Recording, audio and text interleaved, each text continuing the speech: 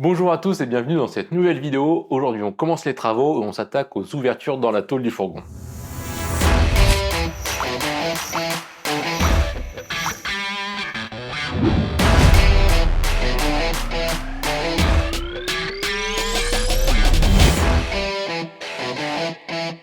Ça y est, c'est le début de l'aménagement et on va commencer à faire toutes les ouvertures, donc que ce soit pour les fenêtres sur les côtés, sur les lanterneaux sur le toit, mais aussi toutes les aérations, les sorties d'échappement pour le chauffe-eau et pour le chauffage, etc. On vous conseille vraiment de faire toutes les ouvertures dès le début avant même de commencer l'isolation, parce que tant que le fourgon est vide, c'est assez facile de voir où sont les renforts de la tôle et les renforts du châssis, et donc c'est assez facile de voir là où vous pouvez percer et surtout là où vous ne pouvez pas percer. Par contre, l'inconvénient de faire tous les trous maintenant, c'est qu'il faut être sûr de où vont se situer tous vos équipements et tous vos appareils, que ce soit le chauffe-eau, le chauffage, le coffre de gaz étanche, etc. Donc il faut déjà avoir fait tous vos plans avant de commencer. Au total, on a 13 ouvertures à faire, alors on perd pas de temps, on s'y met tout de suite. Et on va attaquer par la pose des fenêtres, que ça soit des lanterneaux ou des fenêtres, de toute façon la technique est la même, peu importe le modèle que vous allez avoir. Et la première étape, ça va être de construire le contre-cadre en bois aux dimensions de la fenêtre. Donc le contre-cadre en bois, c'est ce qui va venir en vis-à-vis de la fenêtre de l'autre côté de la tôle, et c'est ce qui va venir prendre en sandwich la tôle pour faire tenir la fenêtre. Pour réaliser les contre-cadres, on utilise des tasseaux en sapin que l'on recoupe aux bonnes dimensions et qu'on visse entre eux. L'épaisseur des tasseaux doit être choisie en fonction de l'épaisseur de votre isolation et de vos murs, ainsi que du type de finition que vous souhaitez. Par exemple, nous on veut que le cache avec la moustiquaire et le rideau occultant du lanterneau central recouvre le lambris au plafond. Donc on a choisi une épaisseur de tasseau équivalente à l'épaisseur totale de notre plafond, c'est-à-dire l'épaisseur de l'isolation. Il faut aussi penser à regarder la documentation des équipements pour vérifier les épaisseurs minimum et maximum recommandées. On vous conseille également de fabriquer vos contre-cadres avant de réaliser les ouvertures de la tôle pour bien vérifier que tout s'ajuste comme prévu avec les potentielles surépaisseurs et les différents renforts. Une fois les contre-cadres prêts, on peut passer à la découpe. Bon, c'est parti, on va installer la première fenêtre sur la porte arrière. Donc, vous voyez, on a déjà fait tout le tracé de la fenêtre. Comme vous faites le tracé, il faut faire hyper gaffe de bien penser à faire les arrondis. Regardez la doc ou la fenêtre que vous avez pour vérifier l'arrondi qu'il faut faire. On rigole pas parce que ça arrive à beaucoup de gens et ça pourrait même nous arriver à nous. Oubliez ces arrondis, de couper tout droit et après, au moment de poser la fenêtre, vous allez vous rendre compte qu'il y a un gros problème. Et là, ce sera très chiant. Il faudra changer la fenêtre pour une plus grande si c'est encore possible. Donc voilà, on a tracé en faisant gaffe qu'on soit bien droit, que de l'autre côté, vérifier que de l'autre côté, on ne tombe pas sur des endroits où on ne peut pas couper, donc vérifier des deux côtés. Faire les arrondis, vérifier que vous êtes droit et après on peut y aller. Donc bien sûr, quand on fait des ouvertures, que ce soit pour les fenêtres, les lanterneaux ou des grilles d'aération, on ne peut pas les faire n'importe où. Il faut les faire dans un endroit où il y a juste de la tôle pour ne pas venir toucher au renfort de la caisse ou au renfort du châssis. Par exemple, on doute bien que ça là, ici, on ne peut pas venir le découper parce que c'est ce qui maintient l'intégrité du véhicule. Par contre, il y a certains renforts qu'on peut venir découper, comme ceux ici, qui sont eux des renforts anti-vibration, donc qui n'ont pas de fonction structurante du véhicule. La découpe, on va la faire à la scie sauteuse, mais pour pouvoir rentrer la scie sauteuse, on va d'abord faire des trous à la perceuse. Et vu que c'est de l'acier, je vous conseille de passer plusieurs forêts. Donc moi, je vais passer un forêt de 3, un forêt de 6, un forêt de 8 et un forêt de 10. Et à partir du diamètre 10, je pourrais passer ma lame de scie sauteuse et commencer à couper. Alors bien sûr, on ne perce pas au ras du trait. Sinon, quand on va passer le forêt de 10, on risque de déborder. Donc on monte un peu plus. On monte de 5 mm au-dessus pour faire le premier trou. Et on n'oublie pas, c'est de l'acier, donc c'est pas la peine d'y aller comme un bourrin avec la perceuse. On y va doucement pour pas cramer le forêt. Et c'est parti.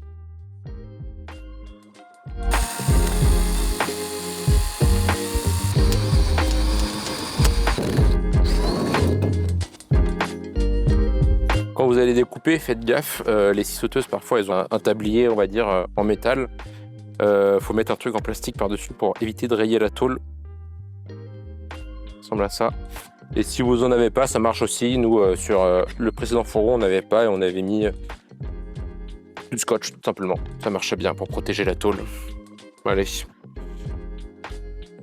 Parti. J'ai fait le choix de découper par l'intérieur, c'est pour être sûr de ne pas abîmer la tôle, parce que cette tôle-là, on la verra pas après. Mais je suis pas sûr de réussir à tout faire, parce que les arrondis, là, avec les renforts là et là, ça va être un peu compliqué. Donc je vais déjà faire les lignes droites, et puis on verra ensuite. Allez, hop.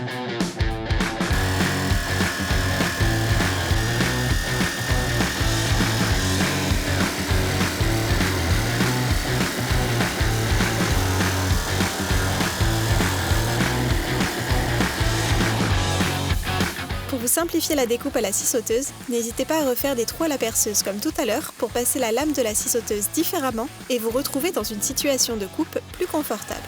Ça peut éviter de faire des bêtises pendant la découpe.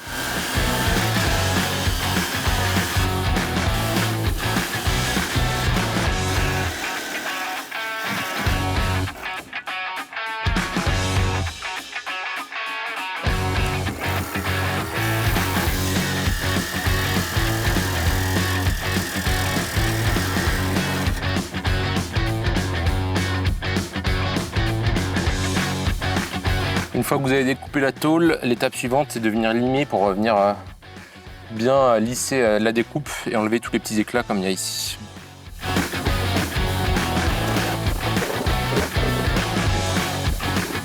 Après avoir limé les bords de la tôle, vous pouvez vérifier que la fenêtre s'ajuste bien dans l'ouverture et qu'il n'y a pas de jour sur les côtés.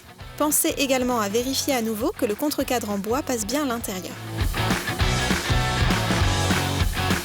Une fois que vous avez bien limé et bien ébajuré toutes les découpes, vous pouvez dégraisser pour bien nettoyer avant de faire la suite. Et la suite, c'est un petit coup de peinture anti-rouille avant de faire le collage pour être sûr que ça ne rouille pas sous la fenêtre.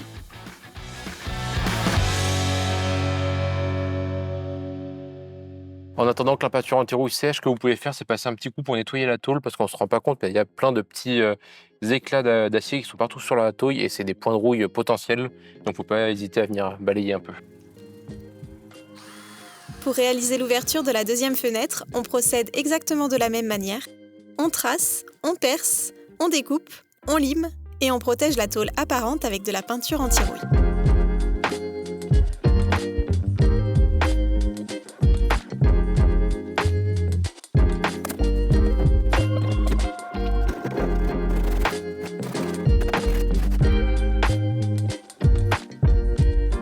Quand on vous dit qu'il y a de la limaille partout, là on la voit bien. Pas oublier de nettoyer, sinon ça peut être des points de rouille par le futur. Il est temps de passer au collage. Pour commencer, il faut nettoyer et dégraisser les surfaces qui seront en contact, que ce soit le contour de la fenêtre ou la tôle du fourgon. Vous pouvez utiliser de l'acétone pour ça. Ensuite vient la question du produit à utiliser pour faire l'étanchéité. Nous, on vous conseille d'utiliser le Sika 710 TX. C'est un mastic à base de butyl, comme recommandé dans la documentation des fenêtres et des lanterneaux. Si on vous conseille ce joint, c'est déjà parce qu'il est recommandé par les constructeurs et qu'a priori ils savent de quoi ils parlent, mais aussi parce que contrairement aux autres mastics Sika, ce n'est pas une colle, ce qui permet un démontage facile des fenêtres et lanterneaux. Vous nous remercierez quand vous ferez l'entretien de vos joints dans quelques années. En plus, certains lanterneaux adhèrent très mal au mastic colle Sika, ce qui provoque de gros problèmes d'étanchéité. À noter qu'il existe aussi le Sikaflex 831E, c'est le même produit mais sous forme de bande. Lors de l'application du mastic, il faut faire attention à appliquer un ruban homogène et assez épais sur tout le pourtour de la fenêtre pour assurer une continuité du joint. Une fois le joint appliqué, on passe à l'installation de la fenêtre.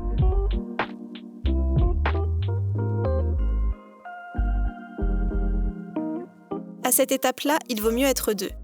Une personne à l'intérieur du van qui va d'abord guider pour le bon positionnement de la fenêtre, puis installer le contre-cadre pour bien prendre la tôle en sandwich, et une personne à l'extérieur qui va positionner la fenêtre, puis la maintenir en pression le temps que le contre-cadre soit bien installé.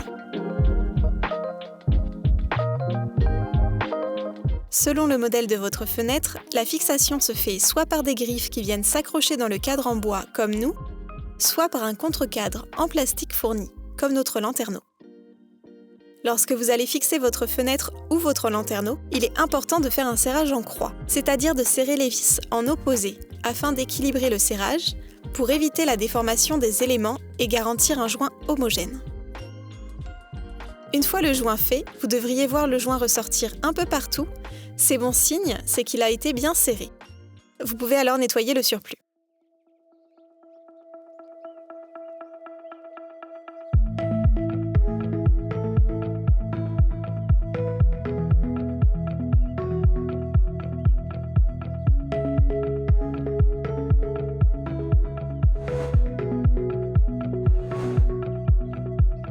Avant Avant d'attaquer l'installation des lanterneaux, il faut bien vérifier leur emplacement par rapport au renfort du toit, visible à l'intérieur du fourgon et par rapport aux autres équipements qui seront installés plus tard. On pense notamment aux panneaux solaires qui sont souvent encombrants.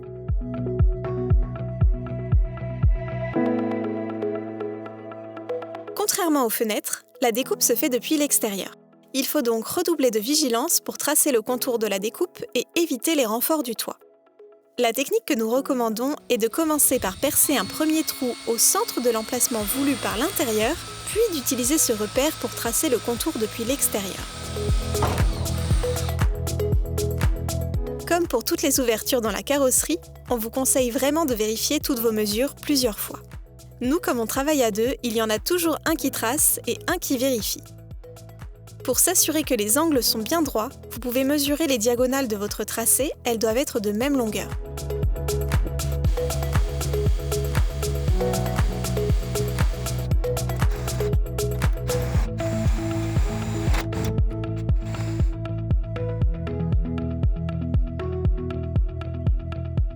Le reste de l'installation est identique à celle des fenêtres. La seule différence est que le toit n'est pas plat, mais généralement ondulé sur un fourgon.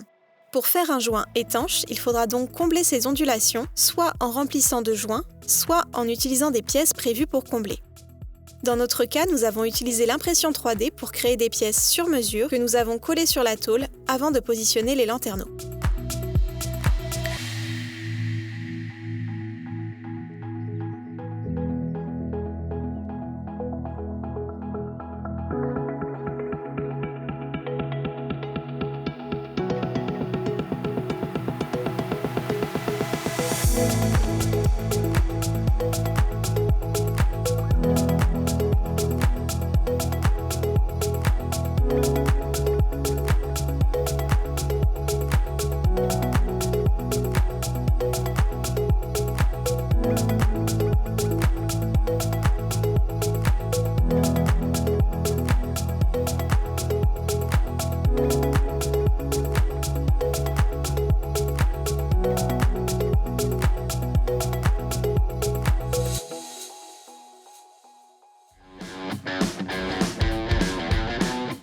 Une fois les fenêtres et les lanterneaux posés, on vous conseille d'enchaîner avec toutes les autres ouvertures, cheminée du chauffe-eau, prise P17, prise GPL, sortie du chauffage, aération basse, etc., etc.